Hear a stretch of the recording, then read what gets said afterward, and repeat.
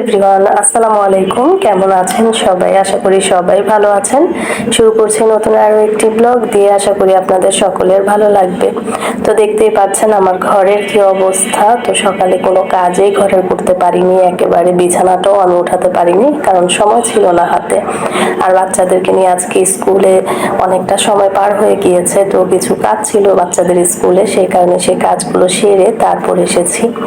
তো এসে আর ঘরের কাজ করলাম না, না হয় অনেকটাই দেরি হয়ে গিয়েছে, বাচ্চাদেরও অনেক ক্ষুধা পেয়ে গিয়েছে। তো ভাবলাম যে আগে রুটি ভাজি, সকালে সবাইকে নাস্তা খাওয়াই, তারপর না হয় ঘরের কাজে হাত দিব। তার উপর আজকে ঘরে পুরাই আমি একা, মা ছিল না। তো ঘরের সমস্ত কাজ একেবারে পুরো দায়িত্বই আমার উপর।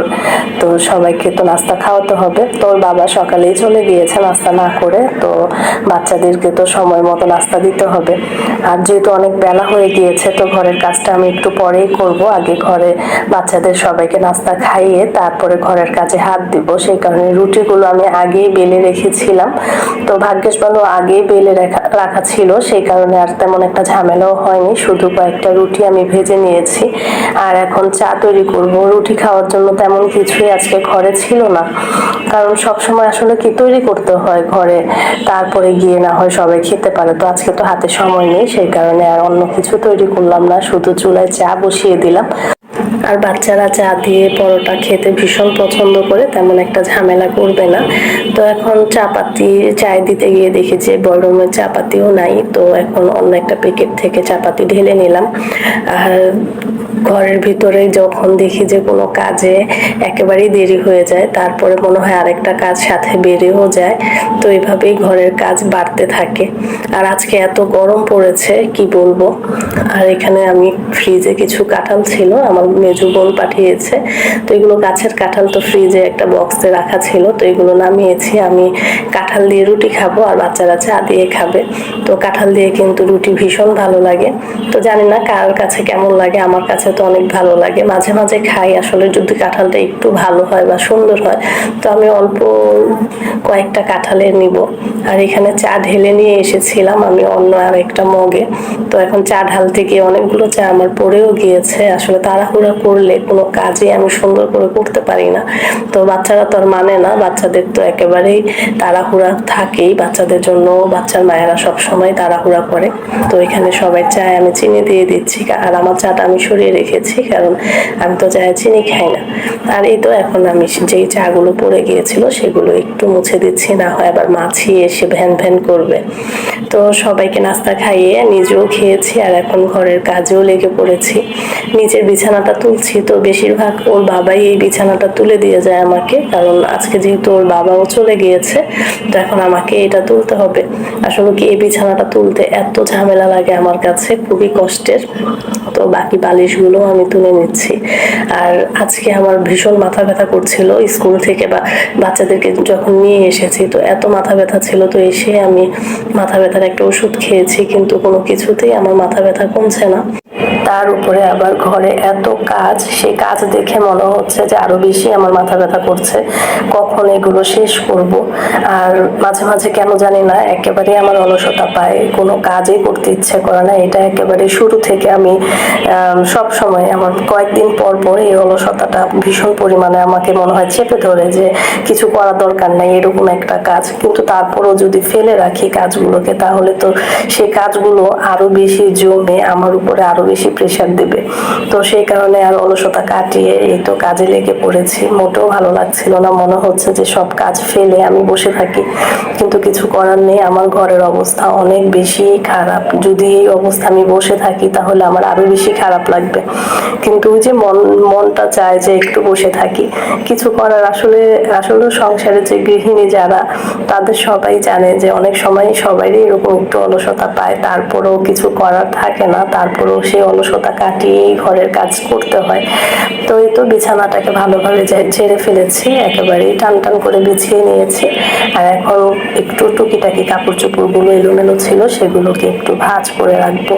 আর বাচ্চাদের ঘরে তো বাচ্চারা এদিকে সেদিকে সবকিছুই ফেলে রাখে। আমার ঘরে, বিশেষ করে আমার ঘরটা একটু অন্যরকম, যেহেতু আমার ঘরে দুটো বাচ্চা একই বয়সের, সেই কারণে ওরা দুই ভাই বোন মিলে সারা দিনেই ঘরটা এলোমেলো করতেই থাকে। যেটা যেখানে থেকে নেয় সেখান থেকে আর রাখে না, যেখানে সেখানে ফেলে রাখে, সেগুলোকে আবার গুছিয়ে রাখতে হয়। তো এভাবে আমার দিন কাটে। আর বাসায় মা নেই, সেই কারণে মনে হয় প্রেশারটা আরো বেশি পড়েছে। কারণ মা থাকলেও হয়তো বাচ্চারা মার সাথেও অনেকটা খেলাধুলায় ব্যস্ত থাকে বা মা অন্যান্য কাজগুলো সেরে ফেলে, তো তখন আমাকে একটু রেস্টে থাকতে পারি বা একটু নিশ্চিন্তে থাকতে পারি। তো মা আজকে 2 দিন যাবত আমার বড় আপুর বাসায় গিয়েছে, তো সেখান থেকে কবে যে আসে আল্লাহ ভালো জানে। তো বলে বারে বারে ফোন দিয়ে জিজ্ঞেস করছিলাম যে কবে আসবা, তো বলছে যে 1-2 দিনের মধ্যেই চলে আসবে। তো এই 2-3 দিন ওরা যে কি দুষ্টুমি করছে, তো কিছু বললেই খালি ওর নানিকে ডাকে আর কান্নাকাটি করে, কিছু বলাও যায় না। তো সেই কারণেও কিছু বলছি না, অনেকটাই ধৈর্য ধরে থাকছি। আর এই তো ঘরের সবগুলো ফার্নিচার আমি মুছে ফেলেছি, আর এখন ড্রেসিং টেবিলটাও মুছে নিচ্ছি। আর আমার মেয়ে তো এগুলো সবকিছুই অগোছালো করে রাখে, সেখানে সবকিছু এলোমেলো করে রাখে। আর নিচে খাটের নিচটা পরিষ্কার ছিল, তারপরে একটু ঝাড়ু দিয়ে দিচ্ছি। তার যেহেতু কাজ করছি ঘরের, সেহেতু ফেলে রাখি, একটু একটু করে মুছে রাখলে সমস্যাই বাকি। তো ঘরটাকে একটু ভালোভাবে ঝাড়ু দিয়ে দিব। তো আমার ঘরটা যেহেতু একটু বড়, সেই কারণে আমি প্রতিটা ঘরে একটা একটা করে গুছাই আর ঝাড়ু দিয়ে রাখি। তো এই ঘরটাকে আমি ঝাড়ু দিয়ে গেটটা লাগিয়ে দেবো, না হয় আবার 2 ভাই বোন এসে এখন আবার এই ঘরটাও এলোমেলো করে ফেলবে। তো এই ঘরের অবস্থা দেখেন কি অবস্থা করে রেখেছে, আটা ময়দা সব কিছু বিছানার উপরে ফেলে, তারপরে তো খেলনা দিয়ে এতক্ষণ খেলেছে আর এখানে সেখানে সব কিছু ফেলে রেখেছে। তো এই ঘরে তেমন একটা যেহেতু আমরা থাকি না, সেই কারণে তো আমি আর চেঁচামেচিও করি না।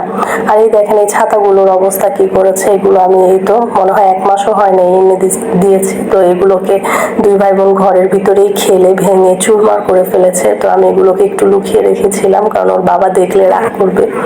তো আর কিছু করার নেই, ওরা 2জন মিলে এরকমই করে। আর আটা ময়দা দিয়ে তো সবসময় ওদের রেগুলার একটা খেলা। আর আমি এই বিছানা চাদরটা আমি উঠিয়ে রেখেছি।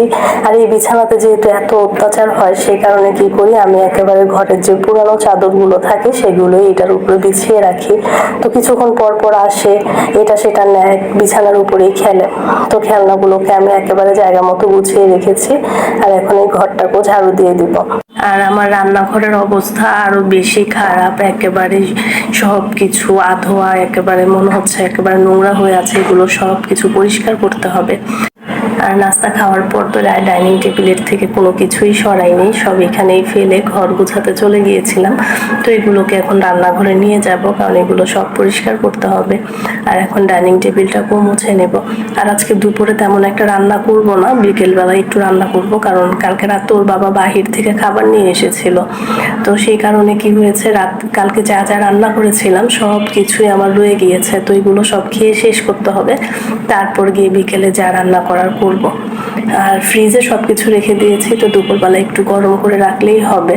তো ডাইনিং টেবিলটা মোছা শেষ। আর এখন এই তো ড্রয়িং রুমের সোফার বালিশগুলো একেবারে এলোমেলো হয়ে আছে, সেগুলোকে একটু জায়গা মতো গুছিয়ে রাখলেই চলবে।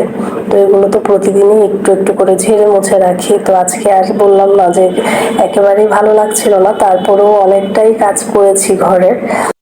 আর বাকি রুমগুলো যেহেতু আমার ঝাড়ু দেওয়া হয়ে গিয়েছে, তো এখন শুধু ডাইনিং আর ড্রয়িং রুমটাই বাকি আছে। আর এখন ডাইনিং ড্রয়িং রুমগুলোকে একটু ভালোভাবে ঝাড়ু দিয়ে তারপর রান্নাঘরে চলে যাব, কারণ রান্নাঘরে অনেক জঙ্গল হয়ে আছে, সেই জঙ্গল এখন আবার পরিষ্কার করতে হবে। তো আমি কিন্তু 1 ঘন্টার মধ্যে আমি আমার পুরোটা রুম বা সম্পূর্ণ ঘর আমি পরিষ্কার করে ফেলেছি, তেমন একটা সময় লাগেনি। তারপরও রান্নাঘরে আমার না জানি কত সময় লাগে। তো এই তো দেখেন রান্নাঘরের কি অবস্থা। আর আমি অফ ক্যামেরায় হাঁড়িগুলো সব আগেই ধুয়ে নিয়েছি। তো এখন ছোট ছোট যে জিনিসগুলো ছিল, এগুলো সব ছোট ছোট বাটি বা মগগুলো ছিল, এগুলো সব এখন ধুয়ে নেব। রাতে তো আমি রান্নাঘরের যে বাসি কাজগুলো থাকে সেগুলোকে আমি সেরে রাখি। আর সকালবেলা তো নাস্তা খাওয়ার পর আবার অনেক কিছু জমে যায়, তারপর আবার সেগুলোকে আবার পরিষ্কার করতে হয়। তো এই তো থালা বাটিগুলো সব ধুয়ে মেজে নিয়েছি, আর এখন বেসিনটাকে ভালোভাবে পরিষ্কার করে নেব, না হয় আবার এর ভিতরে থালা বাসন রাখাও যাবে না, ধোয়াও যাবে না। তো সব কিছু আগে পরিষ্কার, তারপরে হচ্ছে বাকি সব। একটার সাথে কিন্তু আরেকটা কাজ মনে হয় যে লেগে থাকে, একেবারেই একটার পর একটা স্টেপ বাই স্টেপ থাকেই। তো এখন এই তো বেসিনের সাইডগুলোকেও মুছে নিচ্ছি, যাতে আমি এগুলো ধুয়ে তারপর রাখতে পারি। আর আজকের মতো এখানেই বিদায় নিচ্ছি। দেখা হবে নতুন আরো একটি ব্লগে। ধন্যবাদ সবাইকে, ভালো থাকবেন সবাই, আল্লাহ হাফেজ।